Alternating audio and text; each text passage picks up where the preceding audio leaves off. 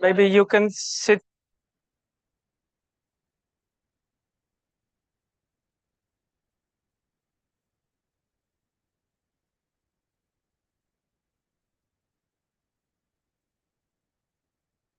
Hello. Uh, Hello, welcome everyone. This is the session about carbon pricing food systems. If is this a great opportunity or has it many problems? So welcome to all of you, also the online viewers. My name is Jeroen Remmers, director and founder of the True Animal Protein Price Coalition. And we have two other panelists here. They will introduce themselves later after my short PowerPoint presentation. So today we are here at the climate conference in Dubai. And yesterday, maybe you have known that 134 countries signed the 28 Declaration on Agriculture and Climate. Uh, and they announced and pledged to reduce greenhouse gas emissions from food and agriculture. So now, for the first time in the climate conference history, uh, countries really committed to reduce also emissions from agriculture and food, not only from energy. We have pledged this for a long time already because 1/3 of all greenhouse gas emissions in the world is from food. And within this amount of greenhouse gas emissions, 60% at global level is from meat and dairy. And in the high income countries, this is even 80%. So there's a really need to reduce the emissions from meat and dairy, especially in high income countries and China, because there's so much greenhouse gas emissions involved. And the best way, in my opinion, to reduce consumption and production of meat and dairy is give it a higher price, because then consumers and producers will react. And the polluter pays principle works very well in the energy sector. So why not in the food sector? And you can use tax revenues for many, many very good things. For instance, paying farmers to help them to reduce greenhouse gas emissions. You can use the revenues also for reducing prices for climate-friendly food products like vegetables, fruits, plant-based meat, plant-based dairy. You can subsidize it. You can give it a zero VAT rate. And you can use tax revenues for the new climate and climate fund, for the loss and damage fund, for instance. So there are many reasons why we could start and consider carbon pricing for food products and agriculture. But the question is where to start and what do we already know about carbon pricing? And are there already examples of how it works? What can we expect of it? Is it maybe better to start regulation instead of pricing? Are there other options? So that's where this is all about. So I will start my PowerPoint presentation. Then Thomas Lingard, head of global sustainability from Unilever. Thanks really very much for coming here. He will also react. And then Diewertje Wallard, also from the Netherlands, from the Youth Climate Movement, will also react. We have a panel discussion, and we also invite you afterwards to also be part of the discussion and ask questions or have your opinions also in the debate. So this is our organization. It's a coalition of 60 organizations, food companies like Beyond Meat, but also catering companies and other companies. Oatly is a partner, but we have also farmer organizations, environmental groups, health groups, animal welfare groups. They all support the idea of carbon pricing foods, that we have to increase prices for meat and dairy and reduce prices for vegetables and fruits. Um, oh, this is not really very well, but um, this I wanted to start with the case of the European report commissioned by the European Commission, DG Agri, the Climate Department, just 2 weeks ago. This is a report Yeah, here I see it. This is a report called Pricing Agriculture Emissions and Rewarding Climate Action in the Agri-Food Value Chain. Um, this is, I think, an important report because it explores how an ETS system at the EU level could look like for this sector. As you may know, in the EU, there are ETS, so emission trading schemes, so pricing schemes for all sectors except agriculture and food. So I think it's really time that also this sector becomes part of this system, because in the other sectors like industry and energy, it showed that emissions from those sectors are reduced by 30% because CO2 prices increased. So now you pay 100 euros per ton CO2, and then producers react on it and they adapt their ways of production, and this reduces CO2. And they have a ceiling for their emissions from the for the sector. So, and every year the ceiling of greenhouse gas emissions they are allowed to emit is going down. So the price is going up and the ceiling is going down. So finally in 2050 they are not allowed to emit any CO2 emissions anymore. And this is what this kind of ETS system can really bring down those emissions from different sectors. So I think it will also work in the agriculture and food sector. But in the energy sector, it worked only after 10 years. So in the beginning, there was a lot of protest against it, and the system did not work. The prices were so low that it really didn't change. But I think after 10 years, an agriculture food system, ETS system, can also reduce greenhouse gas emissions 30% in 2 years' time. Sorry.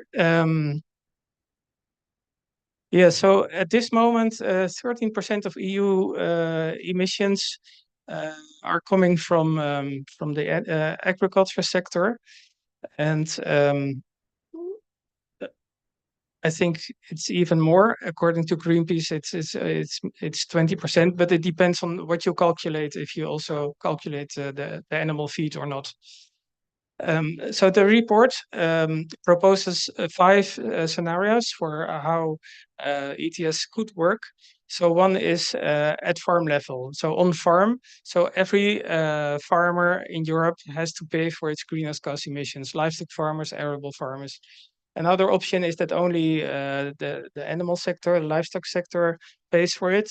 Another sector that's only paid for peatlands, because there are a lot of greenhouse gas emissions from peatlands. And there's an other proposal for the upstream ETS. This means that feed companies and fertilizer companies are part of the ETS, and they have to pay for the CO2 price. And the last option is the downstream option. This means that the dairy factories and the slaughterhouses are part of the system. And so they get the ceiling for their emissions, and that goes down every year. And so the prices go up when they want to increase their production. Then they have to buy permits, and this costs money. And this will make that they will change the way of production and ask the farmers to reduce their emissions or reduce the livestock numbers. So this is what is will happen. Yeah, here you can see all the options in the report. It's a bit complicated, but here on the right side you see the downstream option, and the green color indicates that this is beneficial. So the report itself advises also to start there. And there was an inquiry with all stakeholders like farmer groups, environmental organizations, others who read the report or the draft report, and it shows that the downstream option, which is the first one, the most support was there. So 43% plus 20%, so 63% of stakeholders support this option. And we are really happy with that, because as STEP Coalition, we like to see that not the farmers are part of the system. They have it very difficult already, low incomes, but the companies, the food companies, and of course also the retail companies have more ability to react on this issue. So together with the European farmer organizations, they have also this position that dairy companies and the slaughterhouses could be part of the system. This is another option for carbon pricing food. There's a big political debate in Denmark right now, and we expect that next summer the government will present 1 or 2 proposals on carbon pricing. We expect that livestock farmers have to pay an amount for the greenhouse gas emissions, so a tax. And this will hurt the export position of Denmark for pork meat, for instance.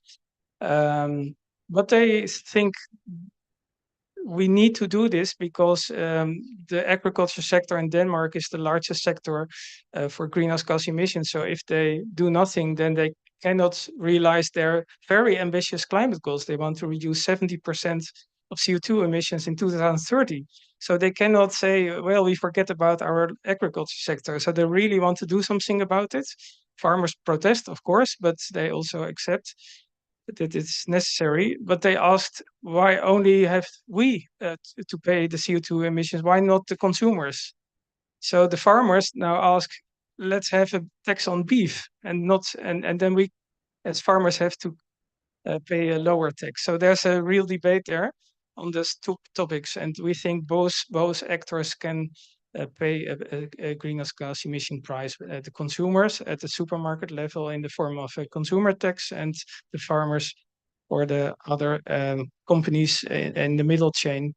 But this is so the debate in Denmark, and so a few months ago, the Danish finance minister, he also made public that he is really looking into a tax on beef, because beef is the product with the highest greenhouse gas emissions, and so it makes more sense to start there, and then you already have reduced 50% of the greenhouse gas emissions from meat consumption, because 1 kilogram of beef is emitting 7 times more greenhouse gas emissions compared to 1 kilogram of chicken, and 3 times more compared to pork meat.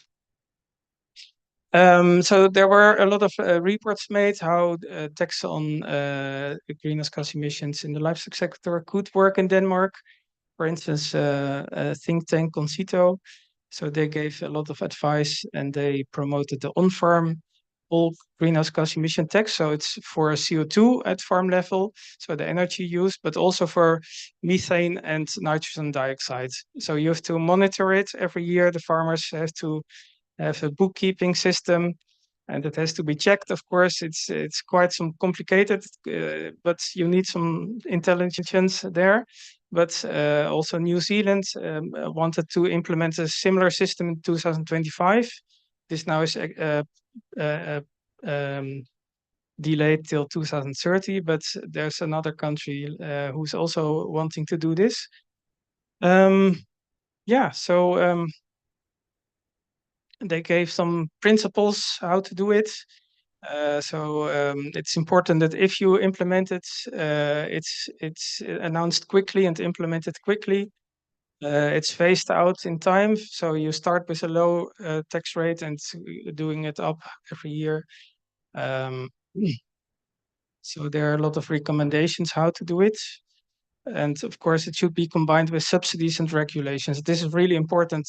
Tax system alone is not the way, but you also have to give farmers subsidies and consumers subsidies to buy the food products with low emissions. In the Netherlands, I'm from the Netherlands, there was also a debate about taxing meat. In 2021, the government made a study which is based on our organization's proposals. on a true price of meat. So we calculated the environmental cost per kilogram pork, chicken meat, and beef. And for each product, there's a different tax rate because greenhouse gas emissions are higher for beef, so the tax is also higher. But it's also about nitrogen emissions. You can give it a price per kilogram. It's also about particulate matter, because this is also pollutant. You can also give it a price, and biodiversity loss, you can also give it a price. So totally all those environmental impacts have a price. Somebody somewhere in the future or now has to pay for the damage, environmental damage, and you can give this price. So prices give the right signal to consumers and producers. And the result of the study was that if you implement a price on meat prices would go up with 40% on average in the Netherlands in 2030. But the impact on the climate is really positive. It would reduce emissions with 2 megaton CO2 equivalents per year, which is quite a lot. And and the net revenue is almost 2 billion euros. But with this revenue, you can do so many good things. As I told, you can pay the farmers to reduce emissions. So maybe then you have 4 megaton CO2 emissions, because with the money given to farmers, they can do a lot of reductions. This year, there were also negotiations between the government and farmer organizations about an agriculture agreement. It was not signed finally, unfortunately, but there it also in the draft, the last draft, there was also a meat tax mentioned as a way to finance the money needed by farmers to earn money by having agriculture, nature production, by having climate measures, for instance, in peat soils, reducing the water level, but they can have less dairy cows. So you have to compensate them for them. So this costs a lot of money, like 600 million euros per year. That was promised to the farmers. Then you can have a good way of living while reducing the number of livestock and earning money with nature production and water management. So, but there was nearly this agreement, but our government fell afterwards, and then now we have a new government, unfortunately, which maybe is not willing to do this, but we still have hope for the future. But the conclusion is that different reports say climate taxes in the agriculture and food sector are really necessary to realize climate goals, because the last 10 years there was no reduction at all in Europe in the agriculture sector, even when there were subsidies for farmers to have environmental and climate measures, but it still was the same. So that didn't work. So we need taxes now and ETS systems that emissions finally go down. There are some relevant difficulties. As I told, monitoring of these emissions at farm level is really complicated. So maybe you can better do it at a higher level for the meat and dairy companies or the supermarkets. And most stakeholders in Europe prefer the downstream ETS option. So this is the state of play now. So there are a lot of proposals made also in Germany. The German Minister of Agriculture, he's from the Greens, but also from, the last agriculture minister from the Christian Democrats wanted to have a tax on beef, meat, dairy, and eggs to pay farmers to improve animal welfare. So it's not a taboo topic anymore in Europe. And now I want to give the floor to Thomas to give first reactions and see if this kind of pricing schemes can be a very promising element in the climate debate in this sector. The floor is yours, Thomas. Yeah, yeah. Maybe you can both. Yeah, and maybe first you can introduce yourself, and then you too, and then we start. So, good morning, everybody. The afternoon now, so everyone loses track of the day and the time at COP. My name is Thomas. I'm the head of sustainability for environment at Unilever. We're a global consumer goods company, and we've got a reasonably large foods business. Okay, let's do introductions, and then we'll come into. Hi guys, my name is Diewertje Wallaert. I am a chairperson at the Dutch Youth Climate Coalition. We represent youth voices in the Netherlands on climate issues, mainly with a political focus. So I'm bringing that youth perspective into this discussion and also trying to note some side notes with ETS trading system and the application of that on systemic change. Yeah. Is this microphone now going to work? Is this working? Okay. We can use this. Okay. Yeah, we know each other already because we were with the agriculture minister meetings and asking him to implement this tax on meat to benefit farmers. He's also partner with the climate movement of TAP Coalition. Thomas, can I give you the floor first? Yeah, absolutely. And I think this is now working. Yeah. So I'm probably the worst person in the world to have on this panel because I don't know very much about the subject. But we got in contact earlier this year, and I was sort of fascinated by this idea because Unilever was a founding member of the Carbon Pricing Leadership Coalition. It's convened by the World Bank. We've been in lots of meetings with them and engagements with government on carbon pricing. And it struck me as kind of fascinating that never had the concept of applying this to the food system when it's such a big chunk of global emissions. So I've brought to this panel lots of questions and lots of thoughts, but no real answers. And I figured that if we organised a session here at COP on this, the room would fill with people who had opinions and interesting thoughts that we had not thought of. So you're all actually panelists here. It's a disclosure warning, and we're going to come to you for some thoughts in the discussion. But I'll give you my immediate reaction. So initially, I go, "This looks like a very good idea," because we know emissions pricing is incredibly effective as a lever. We've seen what it's doing in where it's been applied on the energy sector. So why wouldn't you have it here? And then on the other hand, we're thinking, well, you can read your energy emissions pretty much off a meter. That's pretty easy. So your measurement challenges are going to be much more complicated here. Your social impacts, possibly in certain contexts of what this might do to food prices, which could come in quite a abrupt way, could be damaging, and we'd need to think about how to deal with that. And also, we're not only managing a climate crisis, but we're managing a biodiversity crisis too. And as soon as you get simplistic single indicator drivers within regulatory schemes, people optimize for that outcome. And what do you do about a situation where you're actually doing more harm on biodiversity or water or something else because you're purely optimizing for carbon within an agricultural system? So we've got lots of questions, but it seems to us like this was definitely a subject that should be at least on the agenda, if only to quickly discuss it and get rid of it and say, okay, this is going to be too complicated and doesn't work, or to say how would it work, in what context would this be applied and a useful tool. And Unilever's very keen to be part of that conversation without at this point any particular position or decision on the way forward. Thanks a lot, Thomas, for your first remarks, and we can discuss this pros and cons about this proposal. Yes. So for me, I'm coming at this from a little bit of a different perspective.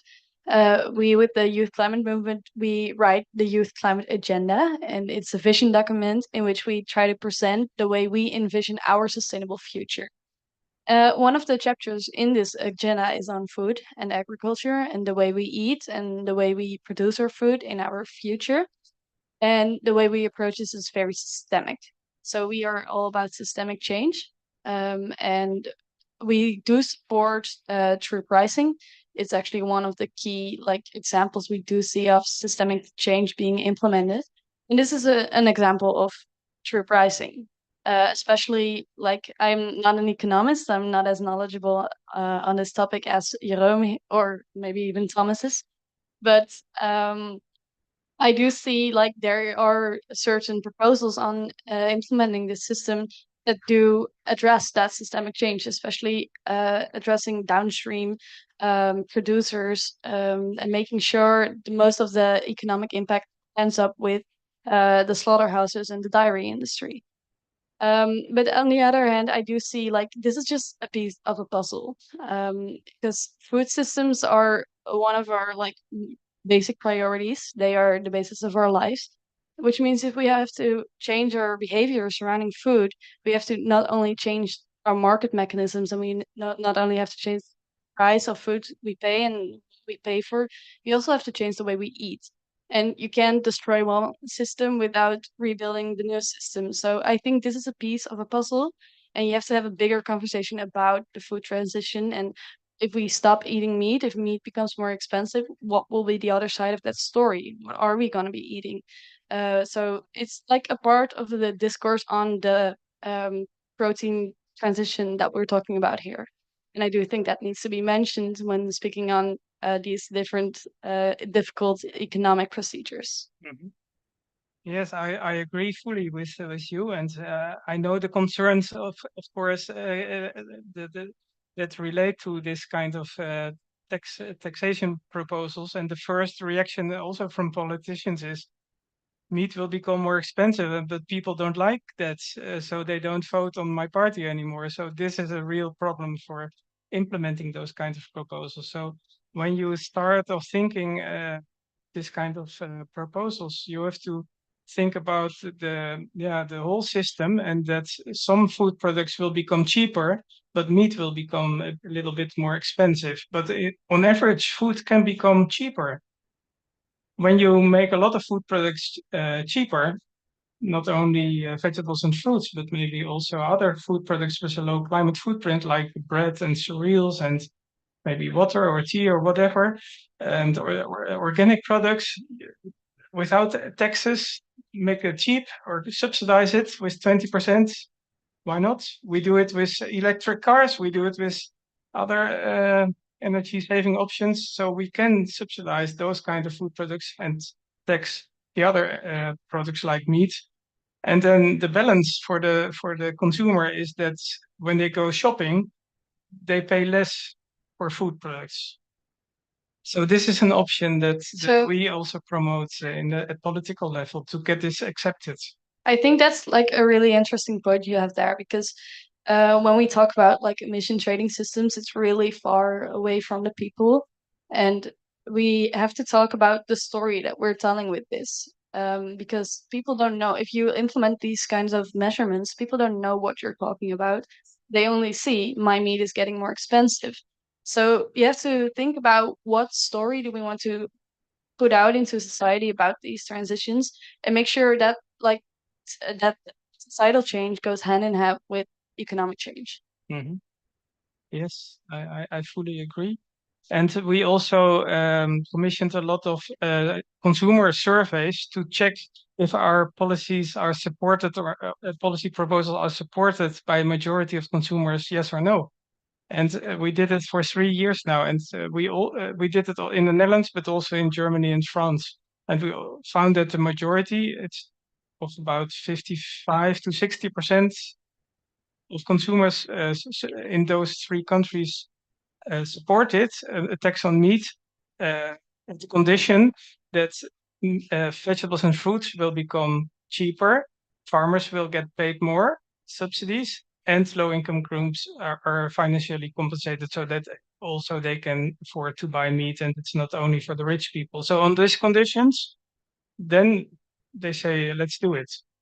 But still, the political parties are still a bit skeptical about it, and they know the results of those consumer surveys. And but I hope in future they have the courage to start it like Denmark now is doing.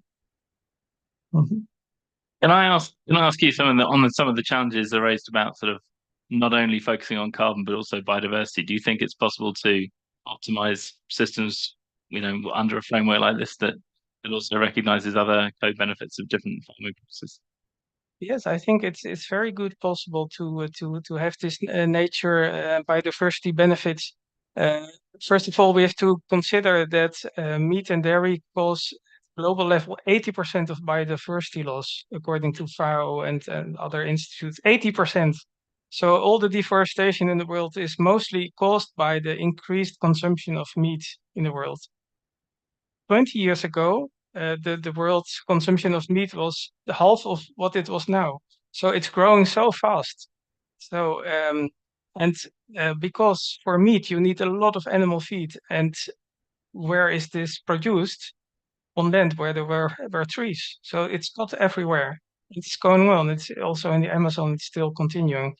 And on the other hand, when you have a tax on meat, that was the debate in the Netherlands, that farmers want to produce more nature on their area to protect the animals and live there. And but this costs a lot of money for the farmers. They need half of their income from subsidies for nature production, because you can produce milk or dairy, or you can produce nature. You can, but then it should be paid by someone, and the government can step in and use the tax revenues from a tax on dairy products or meat products to pay farmers to produce nature and to protect water, etc. So this is the debate about ecosystem services, that we have to, if we as a society want a clean environment, then we have to pay for it.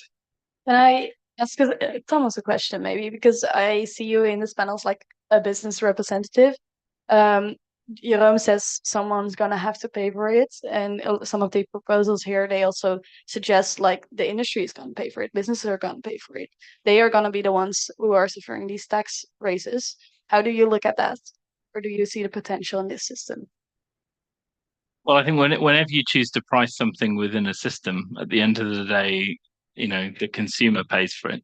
Either prices go up, people pay more, or you raise a tax, and therefore the government has another source of revenue and it distributes. So, as a society, we should be not so worried about the application of taxes, but how that falls, how that lands in a socially just way.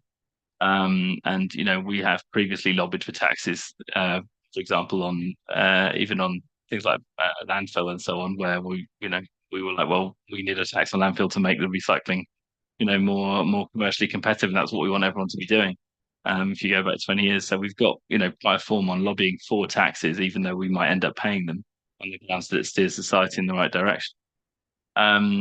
So it's more about where's the best place, if you want to drive a change, where's the best place to intervene in that system for the right kind of outcomes with the minimum unintended consequences. And I think, we're all up for a grown-up conversation on the right way to do that. This with the carbon pricing in ag, it's kind of how much complexity can you cope with, how much nuance in those systems. I think we're not really in the meat industry in any sort of significant way, but we have got a long history of working on crops that are sort of high deforestation risk, and this point on the fact that a lot of a lot of the footprint from meat and dairy is coming from soy, which maybe linked to deforestation is another interesting angle that actually I was not thinking so much about, but you would pick up, as well as the kind of meat and dairy sort of emissions from the animals. You've got the value chain emissions that could be priced in, provided you've got good enough data on the origins of the soil and the footprint, including any deforestation related emissions.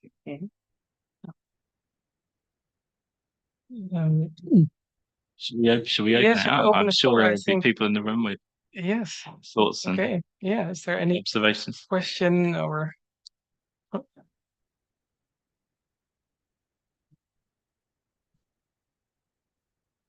nobody? Martin? Yeah. Oh, okay, can you come here and have the mic?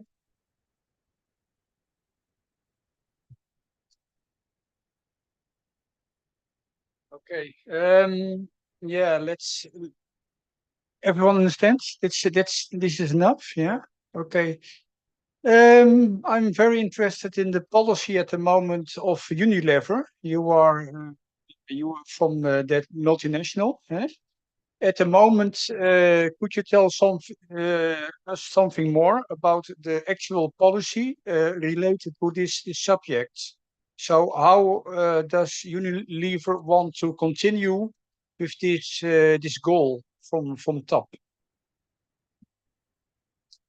So thank you for the question. I mean, I said at the beginning, we have not yet got a hard position on this. We've been very supportive of carbon pricing in general as a lever, because we know that's incredibly effective in driving emissions reductions in systems. we've not, honestly, until we had the conversation a few months ago, even considered this idea of emissions pricing as the lever in agriculture. But we have got very ambitious science-based targets. We're trying to reduce our Scope 3 sort of end-to-end value chain footprint in line with the Paris Agreement. That requires deep cuts right across every sector, including in the agricultural sector. We're very interested in any policy intervention that might support that. We're part of other initiatives here at COP on sort of regenerative food systems and shifting policies and subsidies that might support that. So yes, we've come here with a very open mind about, is this something that that could be another sort of weapon in the arsenal to help drive down emissions. You're welcome to join the TEP coalition if you have your position ready and support us. So we had another question here. Shall we? Yeah. Let me say it. I'm hardwired in here. Thank you. I guess my question is around how we, and I'm just curious to understand if anyone's already looked at this really, how we can design some sort of pricing intervention doesn't then, to Thomas's point, lead to unintended consequences for nature restoration, but also for nutrition. So my understanding is that a lot of data that's being collected that could be used to inform something like a climate or carbon tax focuses on product footprints. So we could theoretically see an unintended consequence where actually consumers are shifting to more chicken, more processed meats, and the diet becomes unhealthier. And a lot of those foods are actually associated with higher deforestation risk as well. Mm-hmm. So yeah, just curious to hear thoughts, or from anyone else in the room for that matter, on that. Shall I give a first reply? CE Delft consultancy made a report. We paid them for it to make the calculations of what would happen if a tax on the beef, chicken, and meat would be implemented. So for chicken meat, the tax is the lowest, and for beef, it's highest. But they calculated the effects based on price elasticity calculations. And they saw that, of course, the beef consumption is reduced most by 60%, but also the chicken meat consumption is reduced by 30%. So it's not that as a result of this kind of taxation, people eat more chicken meat. A lot of animal welfare organizations are really afraid that this happens because there's a lot of suffering in chicken farms, of course. But we expect that this will not happen. And of course, you can also choose a flat tax that all meat products will have the same price. But we think it's better for health and for climate that red meat and processed meat has the highest tax rate. Because in Western countries, people overeat meat, and this is causing a lot of harm and health consequences for heart diseases, diabetes 2, and cancer. And we all pay a lot of the money we earn for health costs. I think it's maybe 20% of what we earn. And this is rising because we eat too much meat, not enough vegetables and fruits, and too much sugar. So it's benefiting us if we tax meat, but we have to understand how it works. And in the same way, we can reduce our spendings on climate measures because taxing meat is the cheapest climate option. Because you only have to you have to eat anyway. So if you eat plant-based proteins, well, this costs not much more money, but they're really, really expensive climate measures. They cost the society a lot of money. So if you invest more in reducing meat consumption, this is the most cheapest option, and we can save a lot of money as a society if we would tax meat. Then we can skip the very expensive climate measures in energy and industry sectors. This was also the result of a report from our PBL. This is the Institute for Climate Research. It was a long time ago, but they said climate goals in 2050 will become 50% cheaper when there's a tax on meat in the high income countries. So it really makes a lot of difference also in terms of finance and climate finance. Can I also ask you a question? Yeah. We are coming at this right now from a very much a global north perspective. We are a global north panel, and your proposal also states only introducing this in global north countries, like in Europe. Yeah. But how would will this affect like global south industries like land use and food production there? And is there any research on the economic effects it will have in other parts of the world? Yes, of course, there will be changes. So it can affect producers in, for instance, Brazil and Argentina. They produce a lot of soy and a lot of meat. It's exported to everywhere in the world. And when Europe or America and China are eating less meat, of course, then they can export less. So they have to change maybe what they produce. But to be honest, a lot of people in the world want to eat more meat. So low income countries, it's even beneficial for health to eat more meat products or dairy products because they have not enough proteins in their diets. So I think it's fair that some countries increase their meat consumption till certain levels, not too much, of course, but there's so much overconsumption in America, China, OECD countries. So we hope that this is a fair balance, that the rich countries admit that they have to reduce this kind of consumption to make way for other countries to eat a little bit more, and then together realize the climate goals and the biodiversity goals.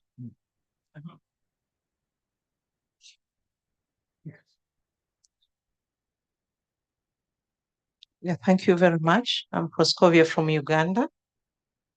First of all, I want to thank the organizers of this to include the youth, because I've been going different forums and we're not getting the youth on the panel. So congratulations, whoever managed to have her in. I'm glad she's in and she's raised something I was already asking. However, I just want to add on what she said, because as we come up to COP, it's a global discussion, but also need to be aware that the global south, for example, the Africa where I come from, we are almost clocking 2 billion in the population. So in your calculation and solution, if you're not addressing what Africa needs, you're already eliminating 2 billion people in the next future. Now the discussion is, and this goes to my friend Tom, is Unilever seems to be, and correct me if I'm wrong, you seem to have two different measures, the global north and then the global south. And some of the accusations, and I'll just say allegedly, is that some of what we consume at the global south is not actually supposed to be consumed. Now, I'm just saying allegedly. So how do we bridge that misinformation? How do we get the right data in place so that we can, from the global south or any other person or the youth who are asking the right questions, are brought to this discussion so that we find actual solutions that are workable, both for the north and the south. Then the other elephant in the room, we need to also have the actual data.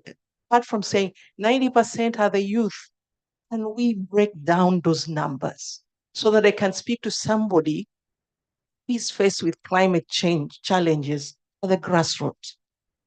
So I need us to unpack that. Thank you. Thomas, can you give us your Yeah, could I ask you to just say a little bit more about the suggestion of a kind of a double standard or something? And I didn't really understand.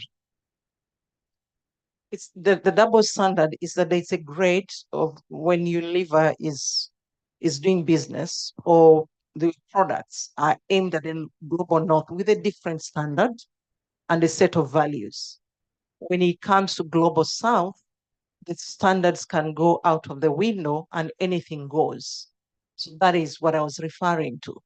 And I said is allegedly, so I don't know. And I was asking from you, can you elaborate more whether we have one common standard for Unilever in operations, or it's as allegedly there are different standards? I have to say that is a new one for me. I mean, I can tell you that we operate in line with, obviously, local regulations and standards are different around the world, and we always comply with the local regulations.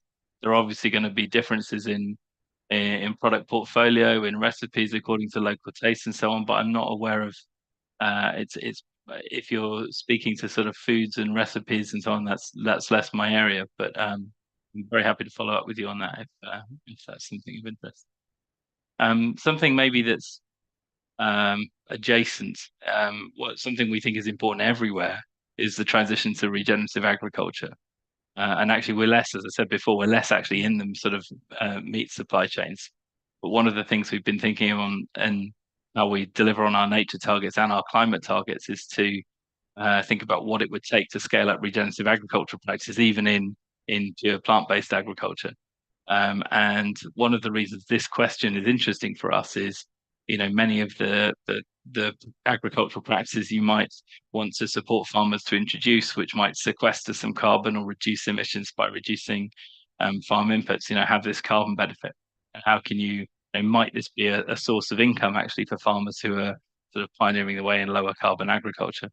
And we know that regenerative agriculture has a carbon benefit, but it also has many other benefits in terms of resilience, in terms of the other biodiversity benefits and so on.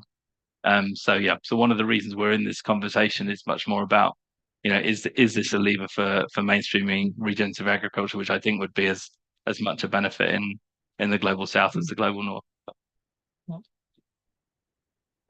Maybe I can also react on the EU report on ETS emissions that was planned to generate revenues because there's a CO2 price and somebody has to pay it. But the idea is that the budget is used to pay farmers to apply carbon farming methods and reduce greenhouse gas emissions. So that's the reason why also the agriculture department of the EU Commission is happy with this idea, because then they can also reward farmers. So it's some of them have to pay, but others will benefit from it. And from the South perspective, I really hope that this kind of taxation will also be used to climate finance for loss and damage fund, for instance, or the Green Global Fund. That the money is from the rich countries going to countries where, sorry? For the loss and damage fund, when OECD countries and China have just a tax on meat, just €1 or $1 per kilogram meat, so 10 euro cents per 100 gram meat what you buy in the supermarket, just 10 cents. It will generate nearly 150 billion euros per year, which could be used for the loss and damage fund.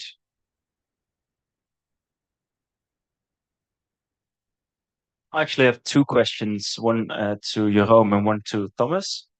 First to Jeroen, behind you on the screen is a climate tax is necessary. When people don't eat meat anymore, they have to start eating more of other things. We all know that things like soy, avocados also have a big climate impact. Why specifically meat tax and not like a climate tax on food in general? That's my first question to you. And then to Thomas, I've read about Unilever, its goal to have like a deforestation-free supply chain in 2023. I was curious to know if that goal has been achieved or if there's still work to be done. And if so, how fast can it be done? So to answer your first question, why a tax on meat and not on food in general?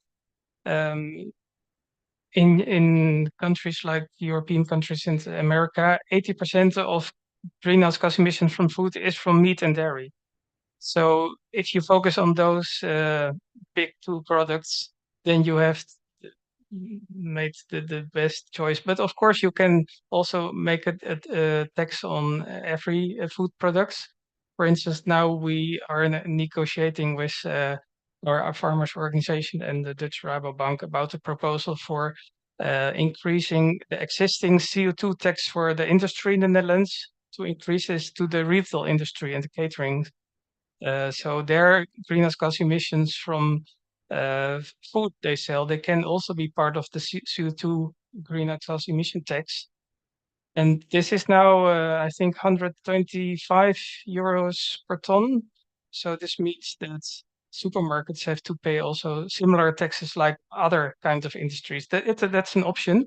But then supermarkets will soon find out that meat and dairy causes most of the tax revenue. So they will respond and sell less meat because then they avoid to pay the tax. So you can do it both ways, but some form of tax has to be implemented. And if I can, if I can answer the question on deforestation, I think if I can just finish this one before we go, we're being asked to finish up. So yes, absolutely, we've got a target to be deforestation free in our big 5 commodities: palm, the deforestation from palm, soy, tea, paper and board, and cocoa by 2023, sorry. And so we will publish the results of that tracking in the annual report and accounts, which come out early next year. The work's been going really well. I'm able to do a spoiler, advanced announcement, but it has been going really well. It's one of the most challenging value chains, particularly in palm. It's such a complex value chain, and one of the reasons it's taken us longer than we wanted to has really been our insistence on keeping smallholder farmers within the value chain. It's very easy when you want to, it's easier if you want to get the assurances and the paperwork supporting the deforestation-free claims to work with the very large suppliers of the very large plantations and so on, because they find it much easier to comply with the kind of requirements that we have in traceability and so on. We felt it been super important, and this comes back to the whole sort of concept of just transition, that if you just go the easy route and say, well, we'll just buy from these 2 big companies and we'll say goodbye to the 500,000 smallholder farmers that are supplying in other parts of the world, that you just you shift that demand elsewhere, you remove any incentive and support for those farmers to get the training and support they need. So we've been trying to move the whole system along, and keeping those guys in play, and we felt that's been a really important part of our approach. So even 2023 feels like too late to me and lots of other people that work on this agenda, but we've been trying to do the work we're doing in a really inclusive way. Mm-hmm. Okay, thank you very much. I think we have to conclude this session. And also to you, thank you very much for your attention and your very good questions. And of course, Thomas, you for being here, and you, Diewertje. I was very happy you were on the panel and asked the right questions.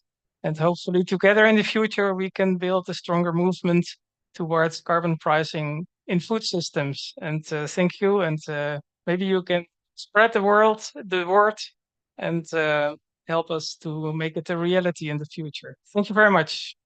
Thank you.